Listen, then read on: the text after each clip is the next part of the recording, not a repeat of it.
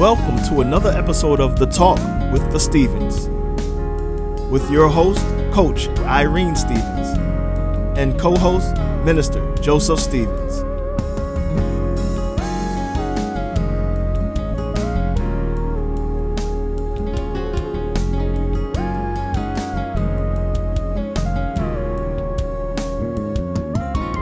Good evening, everybody. Good evening. Happy Friday to you. Yes, happy Friday. Yes, hope you had a wonderful Father's Day.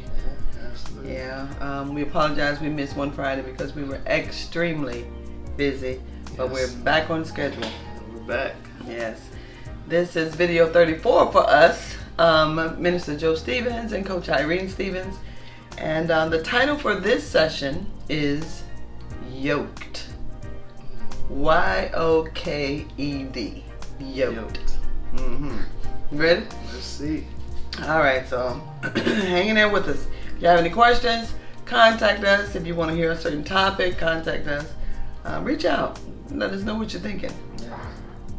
All right, so yoked. The phrase equally yoked originates from agricultural history and religious texts, serving as a powerful metaphor for complete alignment. Complete alignment. Complete. Shared burdens and mutual compatibility in a partnership. Yeah, so partnership could be marriage, it could be relationship, it could be workship. Yeah, you know. All right, so here's a detailed breakdown as its origins, meaning, and modern application. Of its origins, meaning, and modern application. So, biblical origin. The concept comes directly from the Christian New Testament in 2 Corinthians 6, verse 14, where the Apostle Paul writes, "Do not be unequally yoked with unbelievers." And this context simply is about Paul was writing, advising the early church in Corinth against forming deep binding alliances, that word alliances, with people who did not share their faith, their values, or their moral framework. And the warning for this is it cautions that mismatched partnerships inevitably lead to spiritual friction, compromised values, and pulling in opposite directions. Like a tug of war. Yeah. So the agricultural metaphor about being unequally yoked, to understand the phrase, you have to look at ancient framing. A yoke is a heavy wooden beam fastened across the necks of two draft animals, usually oxen, so they can pull a plow or cart together. Now, in a mismatched team, if a farmer yokes a strong, tall ox with like you, you're not tall, but you're strong. Tall enough. Tall enough. Don't let him stick that chin up. A farmer yokes a strong, tall, ox with a short, weak donkey. And I ain't calling myself a short, weak. Only you say I was a baby Ruth that time. A short, weak donkey, the plow will move in frustrating circles, right? Yeah. Makes sense? It does. The stronger animal carries an unfair burden. The weaker animal is dragged and injured, and the field never gets properly plowed. Makes perfect sense. Yes, it does. But on the equal team, when two animals, or in your case, two people of equal strength, stride, and disposition are yoked, they share the weight perfectly. They move forward in a straight line, maximizing their efficiency without harming one another. That's deep. That is deep. Yeah, that's deep. All right, so let me go into the modern application and in relationships, and then we're going to go into the Bible after that. All right. Or do you want to talk about? You want to talk about us and how this applies to us, or no? Not yet. Not yet. Okay. All right. So modern application in relationships today, the term is used widely both inside and outside religious circles to describe core compatibility between couples. Being equally yoked means you and your partner are aligned in the following critical areas. Core values and beliefs is the first one. Core values and beliefs. You share the same foundational worldview, spiritual convictions, and definitions of right and wrong. All right? When it comes to life vision and goals, life vision and goals, you are pulling the plow toward the same destination, whether that involves career ambitions, where to live, or financial habits, right? When it comes to family and parenting, I don't know what's going on with my voice. Family and parenting. Thank you. You agree on how to raise children, how to discipline them, and what values you instill in them. And then when it comes to pace and effort, PACE and effort, both partners put equal effort, emotional intelligence, which I am just so crazy about, emotional intelligence and commitment into maintaining the relationship. When a couple is equally yoked, life's inevitable burdens feel lighter because both people are pulling with the same strength in the exact same direction. So in relationships, when you're unequally yoked, you don't have the same views, you don't share the same values. Oftentimes, maybe not even the same religion or political views. So what happens is that relationship ends up going in two different directions. Because you have different values. If you have different values, you have different goals. One person wants to go in this direction, the other person wants to go in another direction, and it often, if you're going in two directions, you're often at a split. Something in the relationship is breaking because you are both pulling away from each other and not working together towards common goals. So it's very important, relationship-wise, to take your time as you are developing and learning each other, so that in the end that you don't put yourselves end up being in covenant or tied together, and not sharing the same views, or not sharing the same practices or the same goals in life. Wow, that sounds like you're stuck. You're stuck with someone that you're not equally yoked with, which could end badly, or if it doesn't end, it could just be bad. The whole relationship could just be bad, and that could be, even if. So I mean, you mentioned religion. I mean, if say someone is Christian and someone is Muslim, two totally different views, right? Yeah. Wow. That could be interesting. It could be. What else? What else?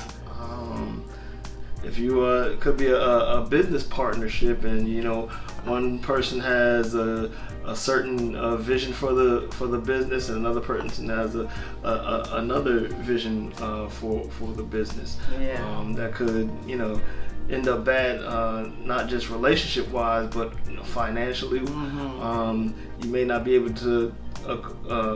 You may not be able to acquire the deals that you want because the other people that you're trying to do business with can see that your business is going in two different directions. You're not on one accord. It could leave you, even though you're both moving and going in two directions, because you're going in two directions, you're not going anywhere. Right, exactly. And other people can see that. Yeah, people can see that. And and then sometimes, like even in our relationship, we're different, but we're gonna talk about whether we're yoked or not. But he's a lot more, calm and a lot more quieter than I am. I'm a lot more, whatever. Right, I'm a little bit more out there. But there does have to be a happy medium. Like even in a business relationship, there has to be a quiet in the storm. You still have to be one of the same goals, but you still, one may be a little bit more mild mannered, or one more meek, or more whatever. But you still have to be going in the same direction. All right. Or even in your church, if your beliefs are this, but your church beliefs aren't, or if you're leadership in a church and leaders are on they're the same level leadership, but they believe two totally different things, as far as the vision for the church. Exactly.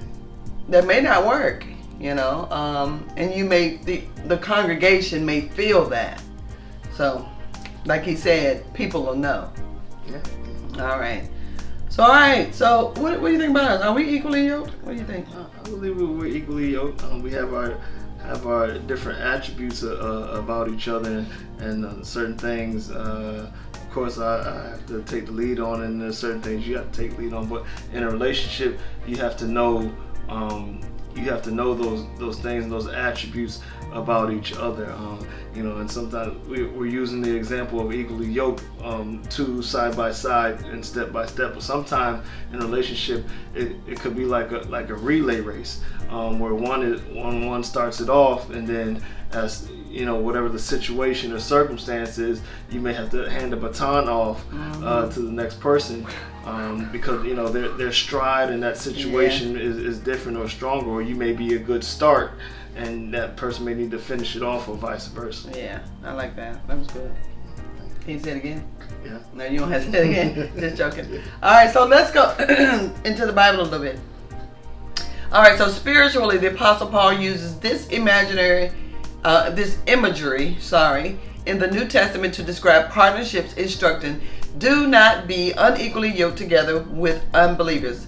And that's again in Corinthians 6:14.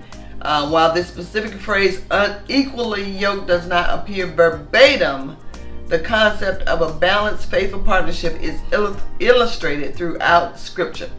All right, so let's go into some Scripture. An unequal yoke occurs when a believer enters into a binding foundational covenant like a marriage or deep partnerships with someone who does not share their devotion to God. Right? We talked about everything else. Now we're talking about to God. Yeah. All right, so King Solomon and his foreign wives, for instance. Solomon was given immense wisdom, but he entered into political and romantic alliances with foreign women who worshipped false gods. And that's in 1 Kings chapter 11 verses 1 through 4. We want to go back and check it out. This unequal partnership ultimately turned his heart away from the Lord and led Israel into idolatry. That's pretty bad. Yeah. Yeah. What you got anything you want to talk about? You want to keep going? Keep going. All right. You got something? Go ahead. Keep going. All right, so Samson and Delilah. Uh-huh. Good old Samson and Delilah. Samson was chosen by God as a Nazarite with supernatural strength. However, he consistently chose romantic partnerships with Philistine women, or Philistine women, whichever way you say it, who did not worship God. And that's in Judges 16. Delilah humiliative. What's that? Humiliated. No. The words are stuck together. Delilah ultimately betrayed him to his enemies for money. They truly were going into two different directions. Yeah. So many times in ministry and in church, we're not unable, and I'm talking about church leadership, we're not able to decipher when we're unequally yoked. And I'm talking about the different hierarchies within a ministry, where oftentimes leadership in the church is not in alignment with the pastor, and it ends up splitting the congregation. congregation, and Yeah. discipline the sanctuary, because the pastors, God's leading the pastor to take the congregation one way, and there's other leadership in the church that wants to take things another way. So you often see congregations split. That's where you get the different cliques in the church. End up some listening, following the pastor, some following other leadership in the church, because the leadership is unequally yoked. And often what blinds us is that we are in church, or what blinds us is that we're in the same denomination or have the same religion, yet and still we don't share the same goals in leadership, or how we want the body of Christ to progress. Right, exactly. And it's a way to do that. If you disagree, it's a way to do that. Have a meeting, talk to the board, talk to the person that you're, don't believe in, or you think is not doing things properly, and discuss it that way. But, these side meetings and things of that nature, that's not good. And especially in churches where you have big families, right? Because when that happens, families take families away. That's when you get that whole split in a church, and you may leave another family or families over here. But there's a whole gap in the church where they've taken 20, 30 people, and you're only left with whatever you have. But leadership is just that, leadership. Yeah. They're put in position for a reason. Now, does everybody lead properly? No. You have to lead from the back, right? You have to be able to lead from the back in order to lead from the front. Yeah, absolutely. You just have to. All right? Which means you have to be a servant in order to be a leader. All right, you ready? I'm ready. All right, so King Ahab and Queen Jezebel.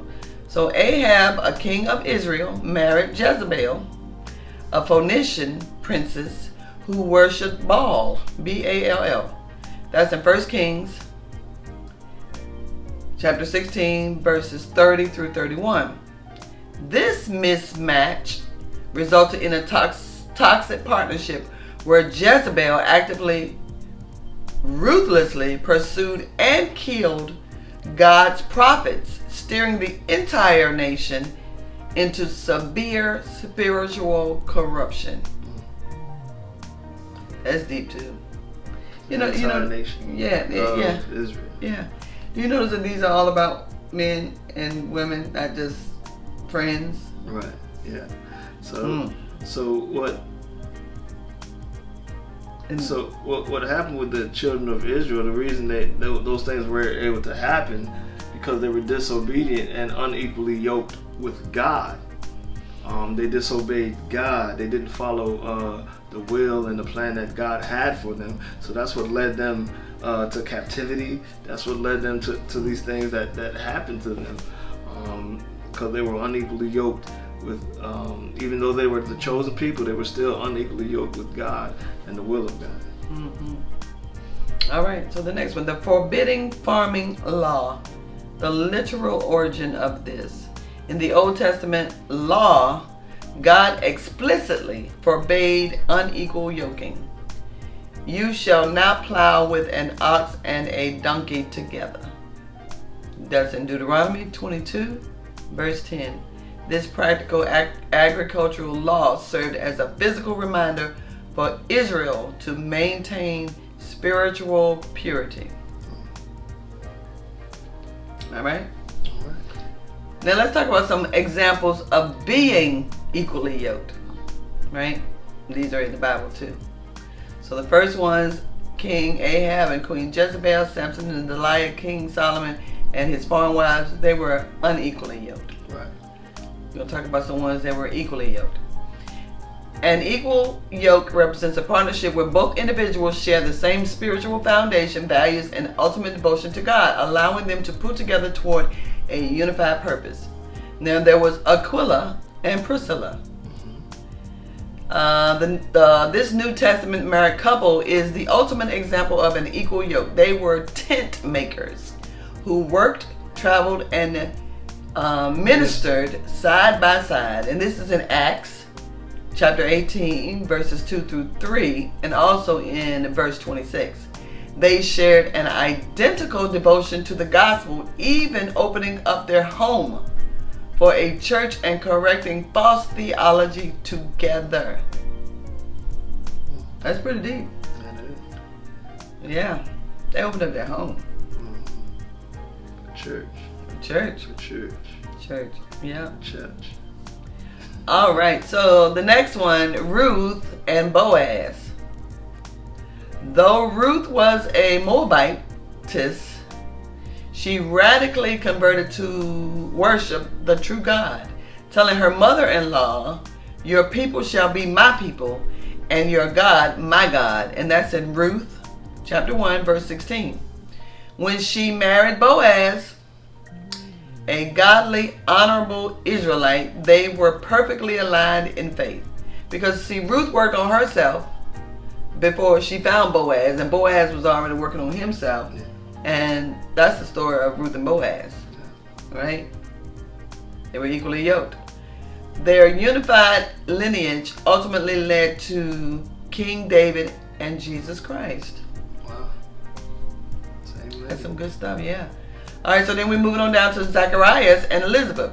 The parents of John the Baptist are described in Luke 1, verse 6, as both righteous before God, working in all the commandments and ordinances of the Lord blameless.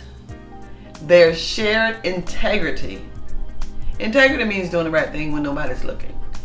Their shared integrity and faith allowed them to endure decades of infertility and jointly raise the forerunner of Christ.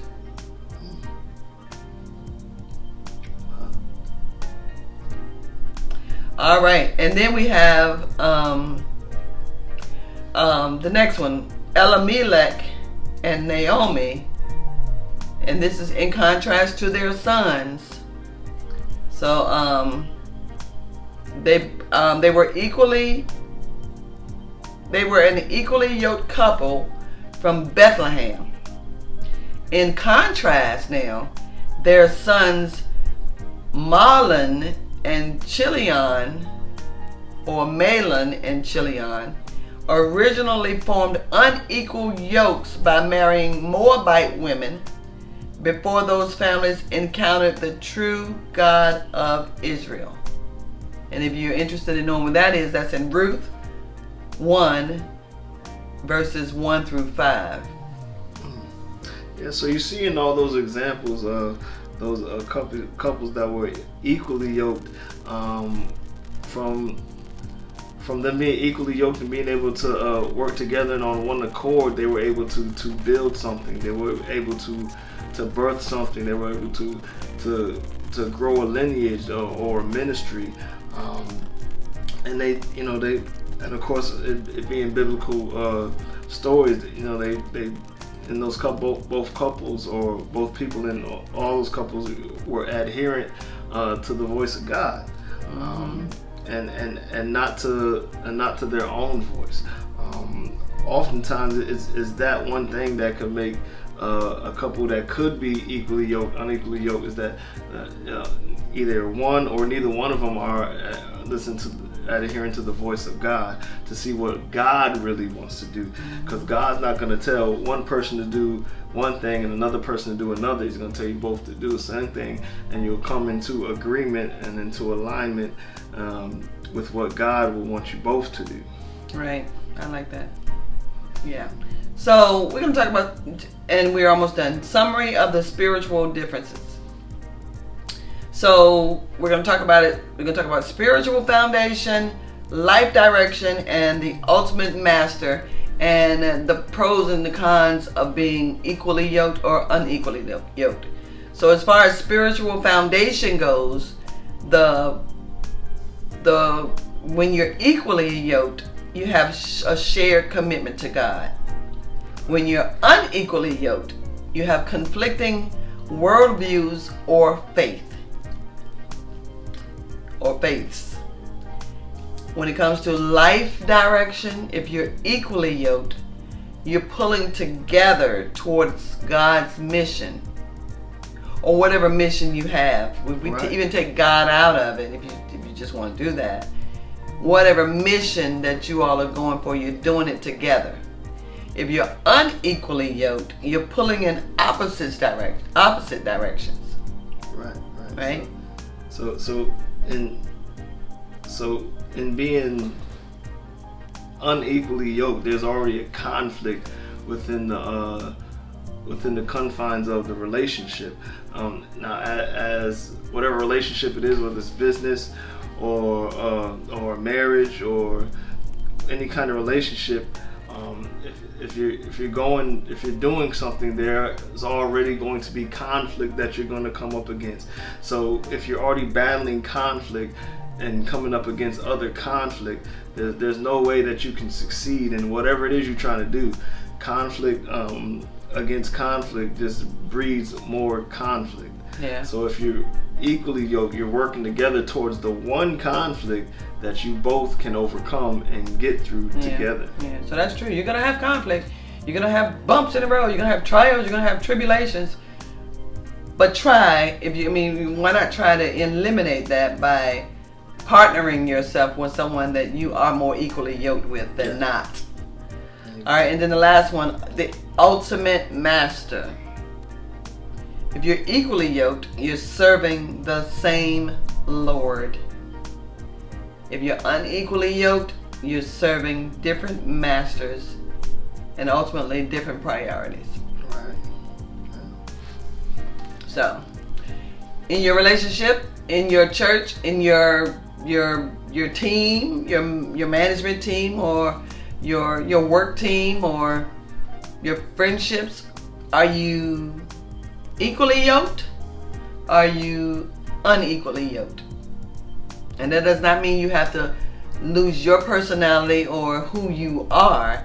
It just means, are you going in the same direction or are you going apart? Exactly. Are you like that donkey and that ox? Or are you like two strong oxes?